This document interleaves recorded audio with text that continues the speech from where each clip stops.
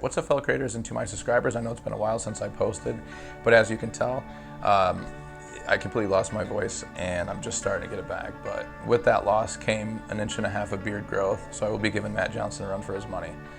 For those who are not subscribed, I film weddings full time. I jumped in filming weddings about 2.5 years ago, and I've been filming about close to 50 weddings every year for the past 2 years, and filmed probably 120 weddings since I started. This year I have 30 weddings for video, and I'm doing 4 for photography, and I'll be doing all that on the Fuji XT3 and the GH5, which I'll be getting to shortly. So in this video, I'm going to be talking about why I switched from Canon to Fuji and just show you my camera setup. So the main reasons why I switched is pretty obvious, especially now with the Canon releasing the EOS RP. I actually switched before that even came out, but that just is a clear reassurance of why I switched. Just like a lot of people out there, why I loved Canon, I was a huge crutch with the autofocus. I would use that with the bride coming down the aisle. I would use a Glidecam a lot, so I would just use the square box and just get a lot of my 60 frame per second motion shots, and I absolutely loved it. The colors are nice, it was easy to grade, and it was reliable.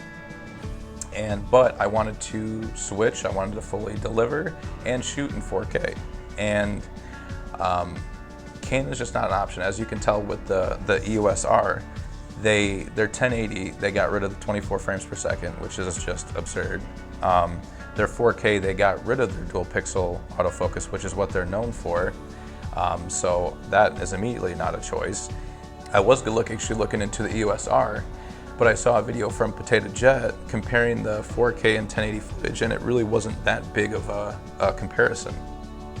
So when you stack that next to the Fuji XT3, which has 42210-bit, 60 frames per second 4K, along with focus peaking, zebras, the list goes on. And the crazy thing about the Fuji is since I bought it, there's been 2 updates that have just improved it. Canon's throttling all their specs down while Fuji's actually making it better. The first update that improved, there's like little small improvements, but the big one was making the footage from a bunch of 4 gig files to 1 big file like the GH5 does. There's another update coming out. The autofocus is already amazing, which is another thing that's awesome with Fuji, but you might have seen the Fuji XT3, which has an even better autofocus than the XT3 because it's just a newer camera system where you can actually select the heads, which is something they're going to be releasing shortly. So Fuji's, they're always updating, they're always releasing firmware updates to improve the camera, while Canon is doing pretty much the exact opposite. So with all those specs laid out, the Fuji XT3 was a no-brainer. I shoot a lot of 60 frames per second. I use the Glidecam for most of the wedding day. I use it for the details for the couples. And so obviously if I want to switch to 4K, I need 60 frames per 4K 60.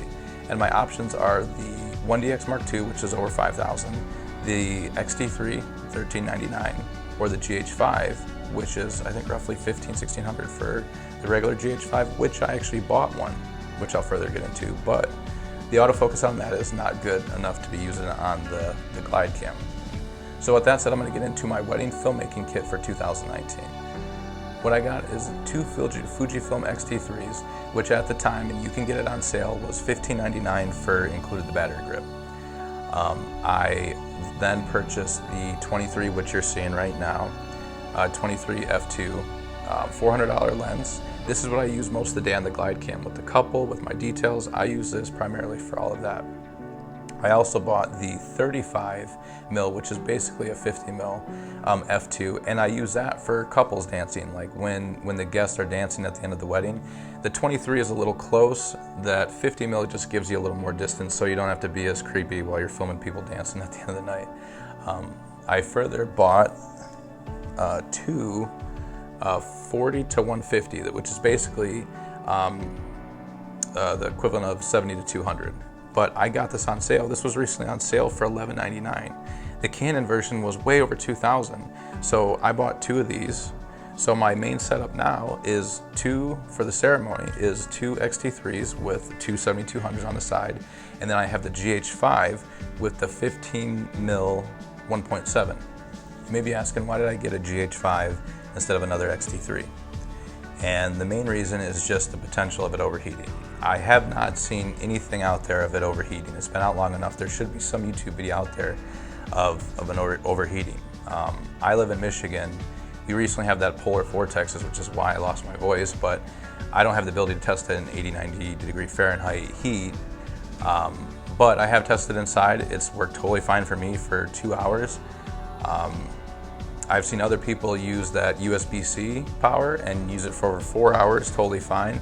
I've seen people use the Atomos Ninja and record 400 megabyte externally for over 4 hours, and it didn't work. So it seems promising that it's going to happen, but it's just time will tell, I guess. And I'm just kind of I'd rather be safe than sorry, so I just got the GH5, and I'm going to get a 70-200 for this. So worst case scenario, it seems like it's getting hot. I can just finish out with a 70-200 from the back, and I'll be good to go. So I hope you enjoyed this video. In the link below, I'm going to have a link to my kit page, which is everything I use for filming weddings.